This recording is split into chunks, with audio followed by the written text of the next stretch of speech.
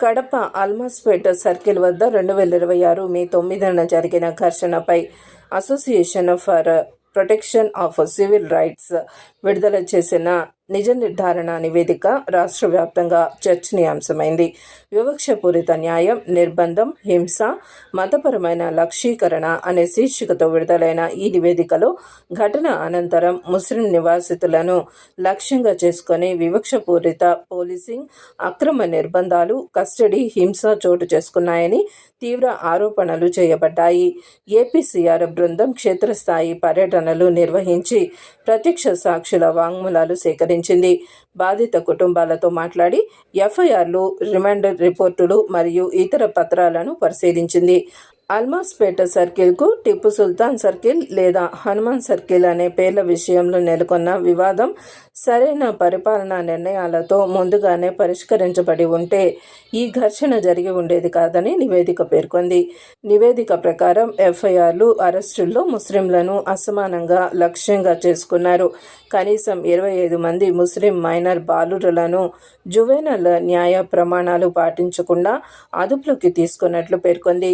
మరో 22 మంది ముస్లింలను కనీసం 3 రోజుల పాటు వారెంట్ లేకుండా అక్రమంగా నిర్బంధించి కస్టడీలో హింసించినట్లు ఆరోపించింది.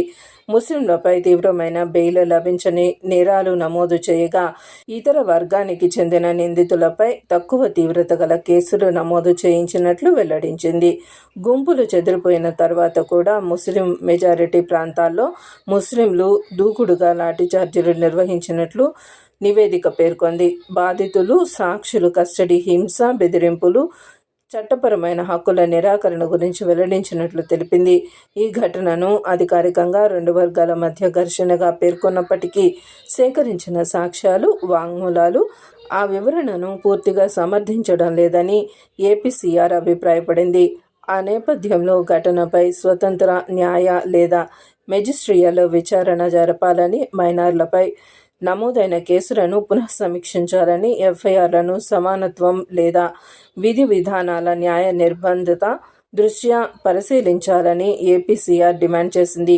సీసీటీవీ ఫుటేజ్, కాల్ రికార్డులు, పోలీసు లాగ్లను భద్రపరిచి ఫోరెన్సిక్ పరీక్షలు నిర్వహించాలని, కస్టడీ హింసకు లేదా వివక్షపూరిత ప్రవర్తనకు బాధ్యులైన అధికారులపై చర్యలు తీసుకోవాలని కోరింది. బాధితులు, సాక్షులకు న్యాయ సహాయం, వైద్య సహాయం మరియు రక్షణ కల్పించాలని కూడా నివేదిక సూచించింది. ప్రజల నమ్మకాన్ని పునరుద్ధరించడానికి, సామాజిక న్యాయ సామరస్యాన్ని కాపాడటానికి చట్టాన్ని సమానంగా అమలు చేయటం అత్యవసరమని ఏపీసీఆర్ స్పష్టం చేసింది. వివక్షపూరిత న్యాయం, నిర్బంధం, హింస, మతపరమైన లక్ష్యీకరణ, కడప అల్మాస్పేట ఘటనపై నిజ నిర్ధారణ నివేదిక పేరుతో రూపొందించిన పూర్తి నివేదికను association for protection of civil rights ప్రజలకు అందుబాటులో ఉంచింది.